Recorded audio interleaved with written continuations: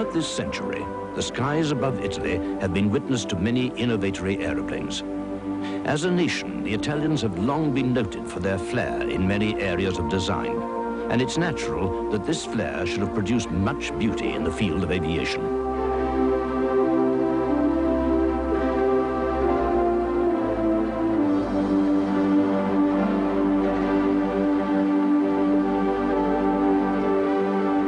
From the brilliant concepts of Leonardo da Vinci to the aerodynamic lines of this Mach-E 339 training aircraft, Italian designers have been constantly in the forefront of aviation technology. In the large consortiums that dominate today's industry, the names of the pioneers of Italian aviation survive. Names such as Mach-E, Fiat, Savoia, Marchetti, Breda, and Caproni.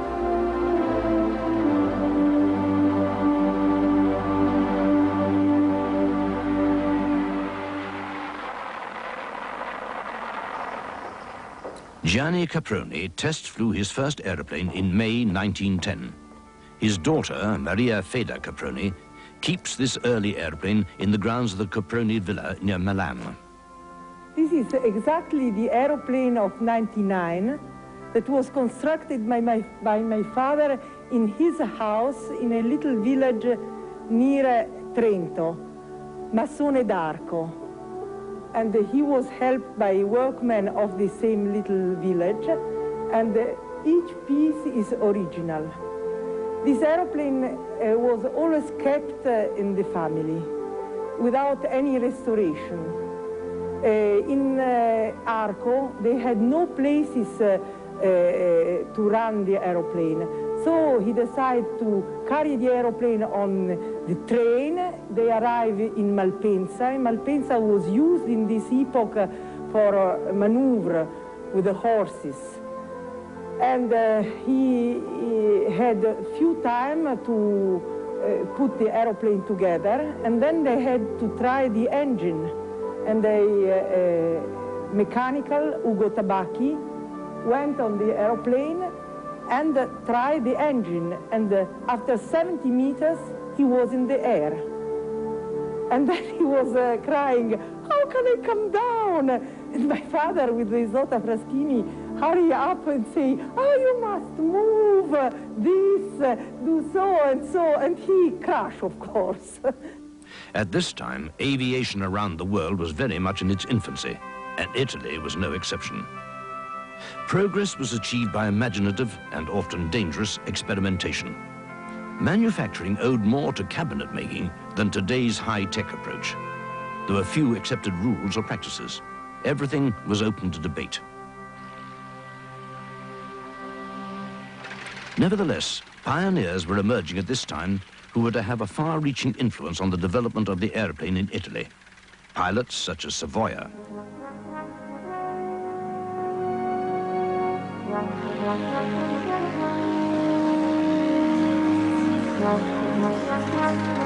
famous for his legendary line of flying boats, in collaboration with Alessandro Marchetti. In 1911, the Libyan War was to bring the airplane into military action for the first time in its history. Flying a Blériot monoplane on the 21st of October, a Captain Piazza took off from Tripoli to fly a reconnaissance mission over the enemy lines. A volunteer force of pioneer pilots flew out to join the campaign. Their successes led, on their return to Italy, to the formation of the Aviators Battalion, the forerunner of the modern Italian Air Force. The aeroplane's brief age of innocence was nearing its end, and in the last years of the Belle Époque, aviators around the world began to turn their attention to the potential of the aeroplane as a fighting machine. At the outbreak of the First World War, the man in command of Italy's Aviators Battalion was Colonel Guilio Douhet. From his experiences as a pilot during the campaign in Libya, Douhet had begun to develop a theory of tactical bombing. Along with pioneers such as Gianni Caproni, Douhet advocated the establishment of a force of bombing aircraft that would be capable of attacking strategic targets and cutting off the enemy's lines of supply and communication. Flying Caproni's specially designed biplane bombers, they were able to carry out missions far into the Austrian Alps, and supported the ground troops in such actions as the battle for Pergine. The airship also enjoyed an increase in production and development in Italy during the war years. The exploits of the Aviators Battalion had a use beyond the military. Attacks such as the raid on the Kota Naval Base were well publicized. This did much to strengthen the morale of the Italian people at a time when casualties in the grim land battles were particularly severe. Their successes also supported the conviction of Caproni, Douhet, and others that the aeroplane would have an essential role to play in any future conflict.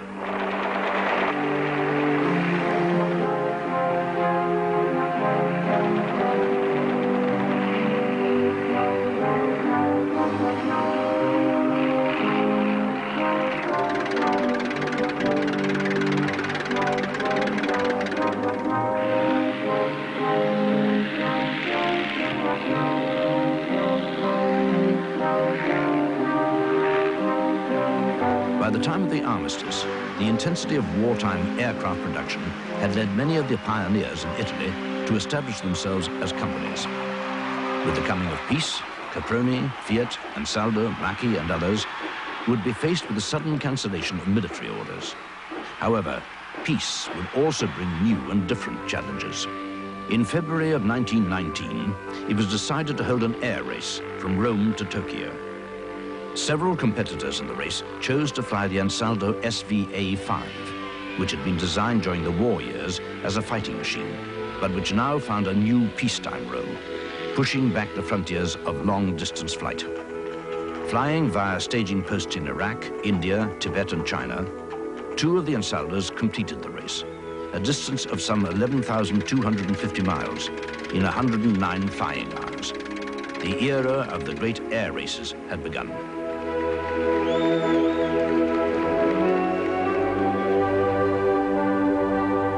The Italian airship also enjoyed a peacetime role in exploring the new frontiers of aviation.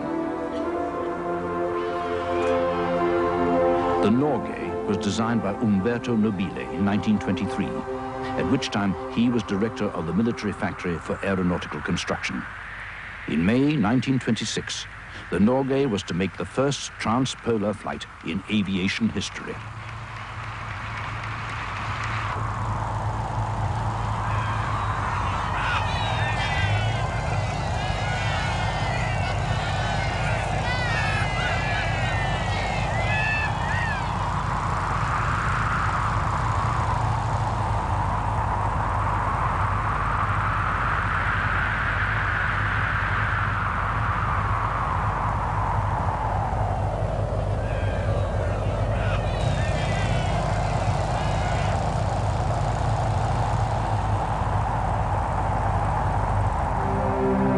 Gianni Caproni's CA-3 biplane and CA-4 triplane bombers had been the mainstay of the revolutionary bombing strategies of the Air Force during the war.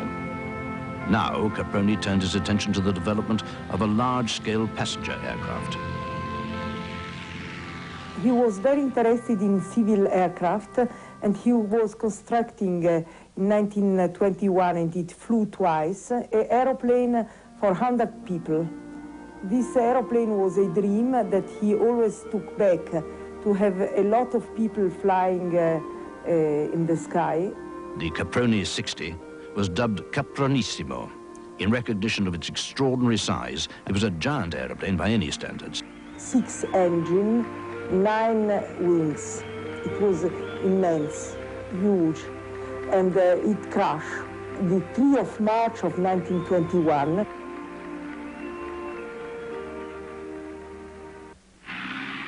More successful was the Caproni 73 bomber. Designed in 1924, it was chosen to equip the Regia Aeronautica, the new Italian Air Force created by Mussolini in the previous year. Along with the Ansaldo SVA series, the Caproni bombers would continue to be the mainstay of the Regia Aeronautica for much of the period between the wars. Mussolini had created the Regia Aeronautica with the intention of building up Italy's air power, and so began a steady increase in design and production to provide the new aircraft that were needed. Production facilities were improved and enlarged, and manufacturing techniques modernized.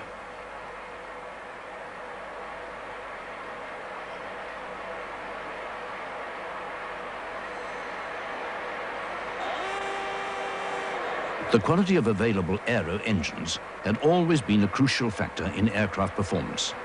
With the improvement in lubricants and fuel and the appearance of new metal alloys, companies such as Fiat began producing a new generation of powerful and reliable power plants.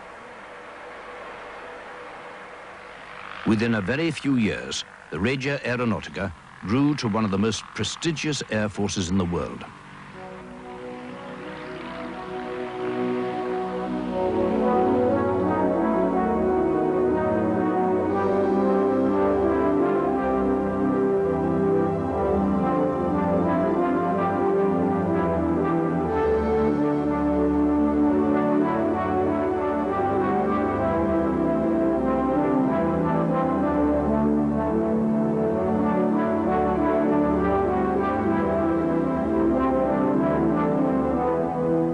A central research establishment was founded to aid the progress of aviation technology. Named Guidonia in honor of the World War I flying ace Guidoni, the academy was to cover all aspects of the science of flight, from the theory of aerodynamics to the very practical problems of learning to fly.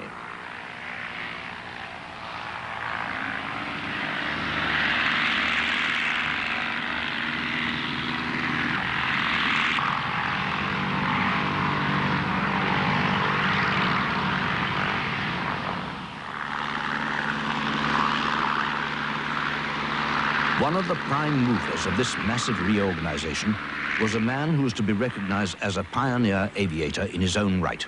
His name, Italo Balbo. As a young officer, Balbo had attracted attention with his innovatory ideas and had risen rapidly to the position of Under Secretary of State for Aviation by 1928. 2 years later, he was to lead a squadron of Savoia Marchetti flying boats in a long-distance flight to Rio de Janeiro in Brazil, flying in strict formation all the way, the first time such a feat had been attempted. On his return from this adventure, Balbo immediately began planning an even more ambitious expedition. 1933 would be the year of the World's Fair in Chicago. It would also mark the 10th anniversary of the Regia Aeronautica. Balbo planned to lead 2 squadrons of flying boats, 24 aircraft in all, in close formation across the hazardous North Atlantic to visit the World's Fair to mark both occasions. Balbo's skills as an administrator ensured a meticulously planned operation. Mussolini gave his support to the plans, and by the 1st of July 1933, Balbo's air armada was ready to depart.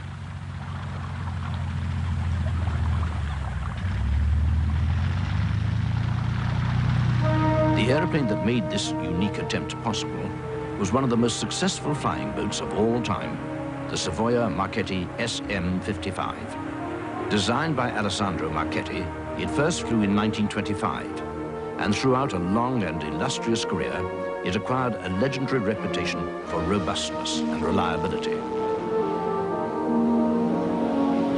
Crossing the Alps and flying a route that stayed as close as possible to lakes and other stretches of water, the Armada made its first call at Amsterdam. All the flying boats landed safely on the Zuider Zee, but then disaster struck when one aircraft overturned in shallow water, killing a mechanic.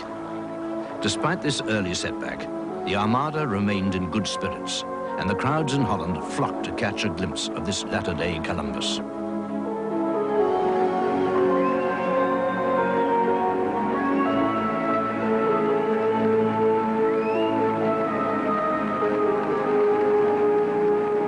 The next port of call was to be Londonderry in Ireland. Here, Balbo was held up by reports of bad weather on the planned next stage of the journey, to Iceland.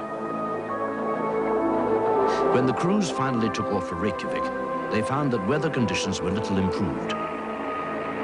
However, they succeeded in reaching their port without loss.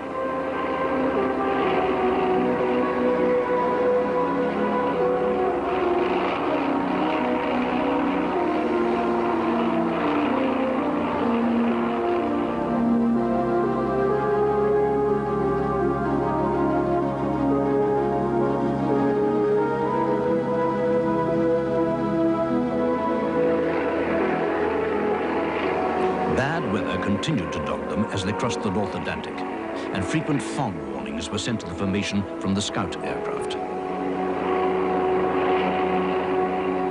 Maintaining strict formation in thick fog while flying at 0 feet over a freezing sea strewn with icebergs was by any standards an extraordinary feat of airmanship.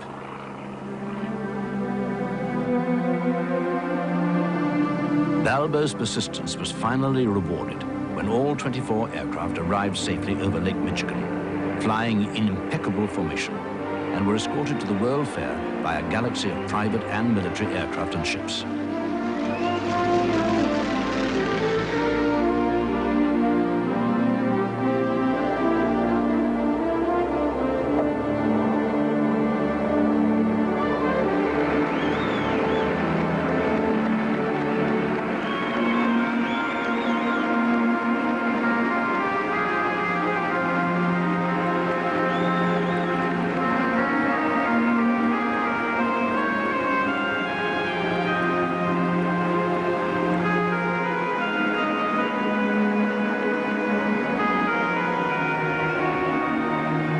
For Balbo, the celebrations included lunch with the American president, Franklin D. Roosevelt.